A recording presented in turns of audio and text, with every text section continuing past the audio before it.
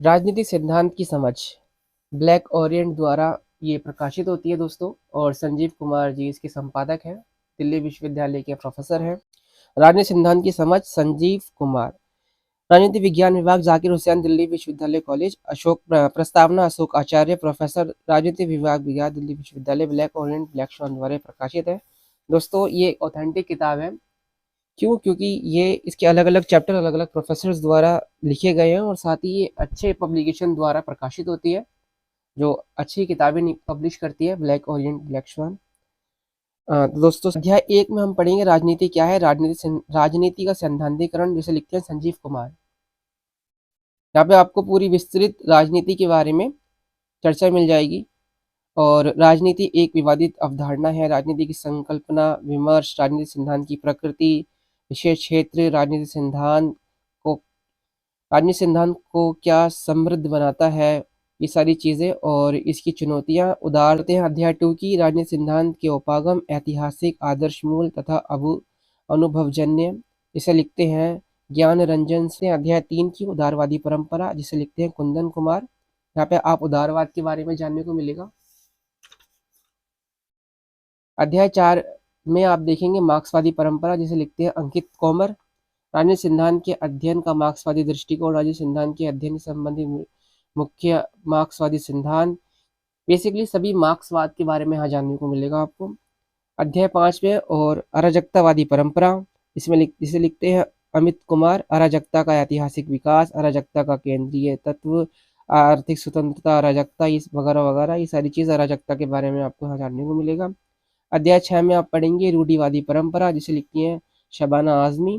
रूढ़िवाद की ऐतिहासिक समीक्षा, रूढ़िवाद का बौद्धिक इतिहास, रूढ़िवाद के मुख्य तत्व, समकालीन समय में रूढ़िवाद, नव दक्षिणवाद की आलोचना, रूढ़िवाद का आलोचनात्मक मूल्यांकन, ये सारी चीजें आप रूढ़िवाद के अंदर देखने को मिलेगा।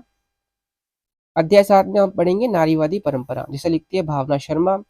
नारीवाद की धारणा, अवधारणा, नैतिकता व लैंगिकता, भेदभाव और महिलाएं पितृसत्ता क्या है, अर्थ, नारीवाद है, वॉलस्टोनक्राफ्ट, लैंगिक विभाजन, ये सारी चीजें। उदारवादी नारीवाद, मार्क्सवादी नारीवाद, संरचना का सिद्धांत, विखंडन का सिद्धांत, उग्र नारीवाद, निष्कर्ष, ये सारी चीजें आप देखने को मिलेंगे।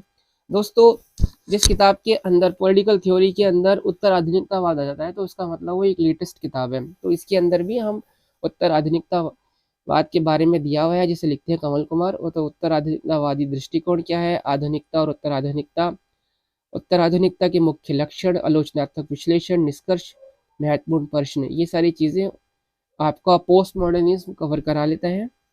अध्याय 9 में हम बात करेंगे लोकतंत्र की अवधारणा का इतिहास, इसे लिखते हैं शुभ्रा पंत कोठारी। यहाँ पे आपको लोकतंत्र का संक्षिप्त इतिहास मिलेगा, लोकतंत्र की संकल्पना, लोकतंत्र के विभिन्न अवधारणाएं, डेविड हेल्ड के विचार, सीवी मैकफरसन, शुम्पीटर, रॉबर्ट डल, एडम बर्ग, जे स्मिल, कैरोल पैटमैन, हन्ना पिटकिन, ये सारी चीज़ें आपको इसके अंदर मिलेगी। और जिग्रन हैबरमास, सेयाल हैनब्रिब, ये सारी चीज़ें आपको इसके अंदर लोकतंत्र के अंदर मिलेगी। इन थिंकर्स लोकतंत्र के बारे में अपने क्या विचार प्रकट किए, वो सारी चीज़ें आप इसके अंदर देख पाएंगे।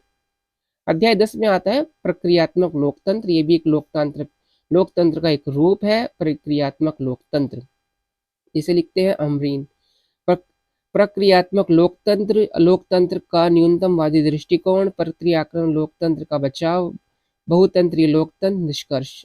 अध्याय 11 में देखेंगे आप प्रतिनिधित्व एवं सहभागिता, जिसे शुभ्रा पंत कोठारी लिखती हैं। अध्याय 12 में लिखेंगे विमर्शी लोकतंत्र, अमरीन।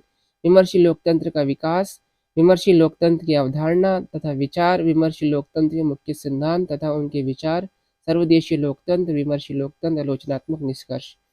तो दोस्तों 12 चैप्टर्स इस किताब के अंदर दिए हुए हैं। ये आज के टाइम की लेटेस्ट बुक है, पब्लिकेशन डेट 2019 है इसकी।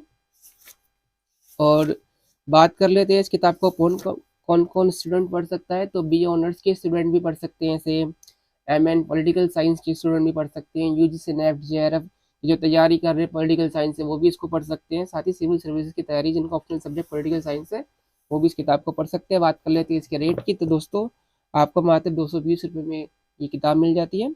और अमेजोन फ्लिपकार्ट में इसका रेट पर आपको डिस्काउंट भी मिलेगा, तो लगभग आपको 200 रुपये की ये किताब मिल जाएगी। काफ़ी बेहतरीन ये किताब है।